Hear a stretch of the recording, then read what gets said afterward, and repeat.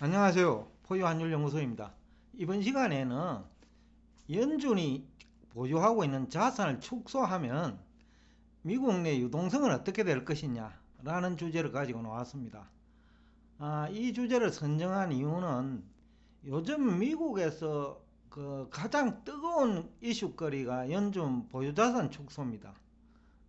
나스닥 시장을 중심으로 조정을 받으니까 뭐 뜨거운 이슈거리가 될 수밖에 없는데, 경제학자들까지 이제 연준이 그동안 화폐 관리를 잘못했다라는 비난 같은 것도 있고, 노벨 경제학상 후보까지 준칙을 가지고 자산을 연준 통화 관리를 하라, 준칙도 없이 마음대로 돈을 풀었다 조였다 하지 말라, 그러는 이제 또 비난 내지는 불만도 있는 것 같아요. 그러면 이제 중요한 건 우리 자산시장 참여자들 입장에서 미국 내 유동성은 어떻게 될 것이고, 또 미국 달러가 기축통화이니까 다른 나라 유동성에도 영향을 주거든요. 그래서 이 문제를 다루고자 합니다. 그런데 이제 결론부터 얘기하면, 포유 환율 연구소 의견은 미국은 큰 문제가 없습니다. 연준은 미국 중앙은행인데, 유동성을 축소하더라도 미국 내 유동성은 크게 문제가 없을 거라고 봅니다. 다만 이제 돈의 이동이죠. 돈의 이동이 일어나는 문제, 또 아니면 또 시장 내에서 주식시장, 부동산 시장, 채권 시장, 가상자산 시장, 각 자산별 시장 내에서 화폐 유통 속도 둔화와 같은 문제는 피할 수 없을 거예요. 그렇지만은 미국 내 흔히들 우리가 얘기하는 총통화에 미치는 영향은 크지 않을 거예요. 대신에 이제 자산 시장별로 돈의 이동에 따른 자산 시장별 화폐 유통 속도 둔화에 따른 문제는 예상보다 클 것으로 기대하고 있습니다. 이유를 구체적으로 설명하면 한 6개 정도 되는데, 첫째는 연준은 보유 자산을 점진적으로 축소할 거예요. 그러면 이제 주로 이제 보유 자산을 매각을 해야 되는데, 주로 투자은행들이 가지고 있는 국채 내지는 공채입니다. 그런데 이제 일반 개미 투자자들이나 일반 주식 투자자들은 국채나 공채를 많이 안 가지고 있거든요. 그러니까 결국은 투자은행이 떠안아야 되는데, 아니면 투자은행이 자산이 감소하거나, 그래서 최 근래에 투자은행 연준이 자산을 매각하기 전에 가지고 있는 채권을 매각하기 시작했고, 10년물 장기급 국채금리가 급등한 거예요. 그럼에도 불구하고 연준은 보유 자산을 점진적으로 축소할 거예요. 그러니까 총통화죠.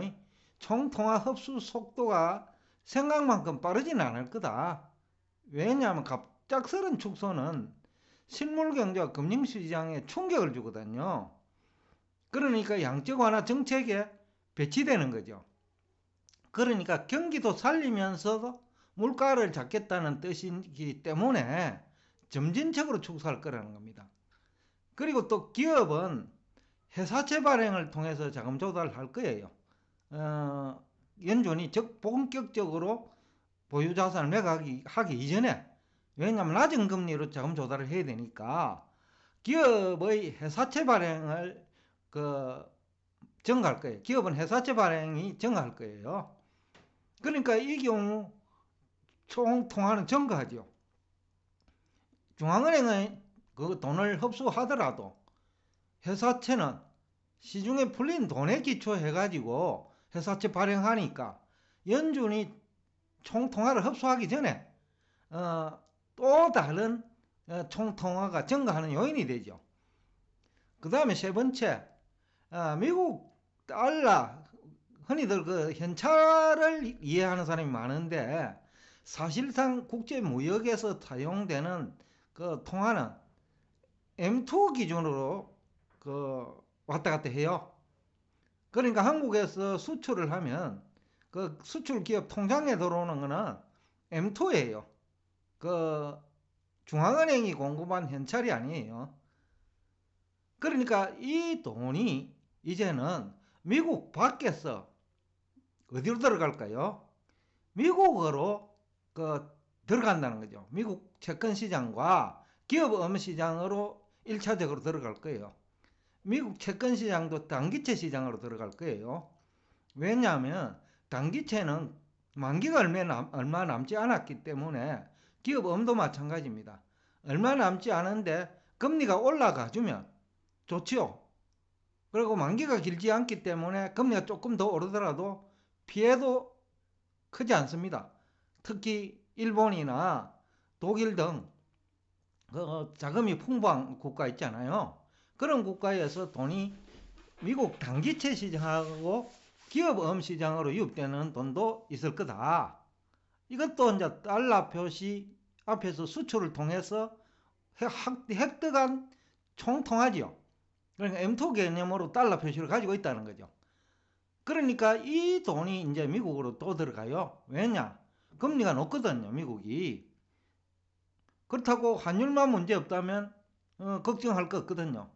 그런데 전 세계적으로 달러 강세는 공감대가 형성되어 있어요. 상당 기간 동안. 그러니까 걱정할 필요는 없다라는 거죠. 그 다음에 달러 강세를 유도하는 자금도 있습니다.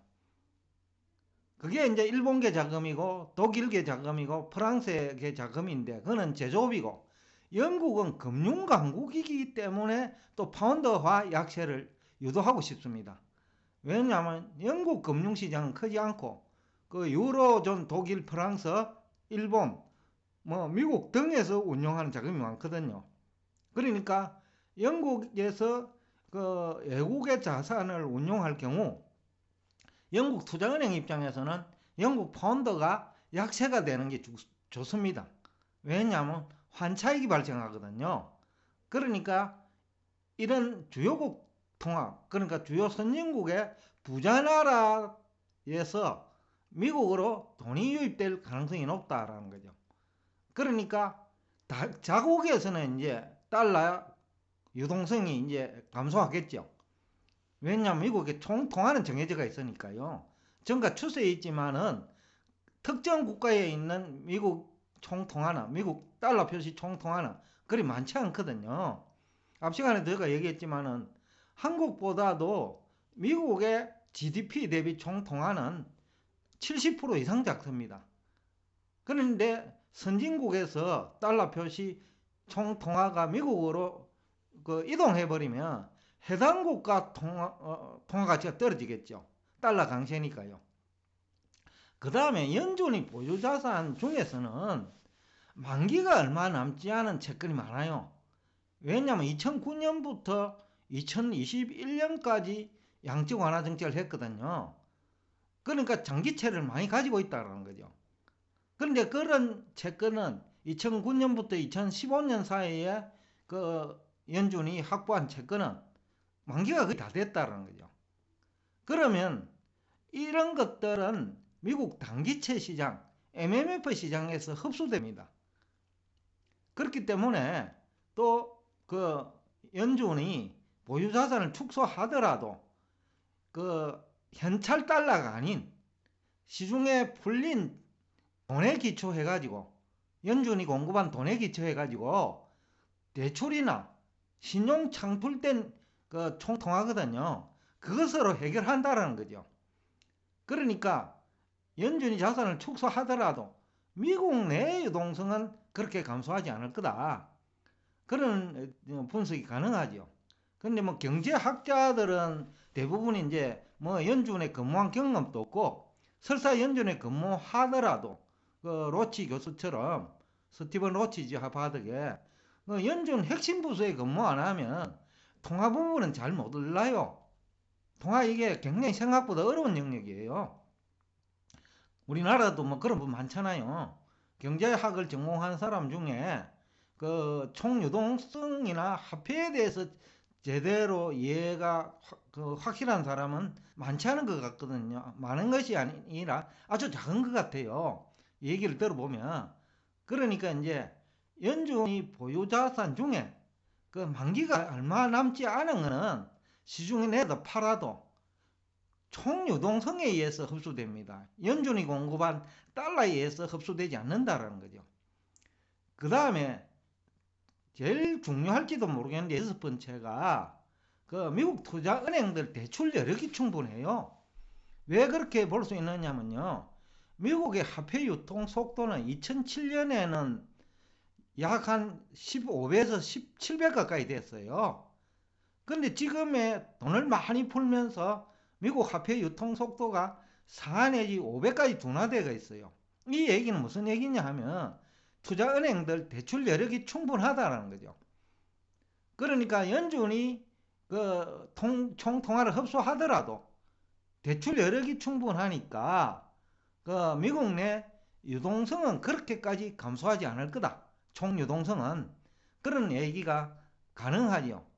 다만 앞에서도 얘기했지만은 연준의 보유자산 축소는 돈의 시장 간 이동을 유발을 시키고 그 다음에 특정 시장 내에서 화폐 유통 속도 둔화 요인이 되기 때문에 또 연준이 자산을 축소하면 장기채 금리에도 영향을 주기 때문에 그 돈이 이제 특정 시장에서는 화폐 유통 속도가 현저하게 둔화되면서 자산 가격은 즉 거품이 발생한 자산 나스닥 시장에 그런 게 많지요.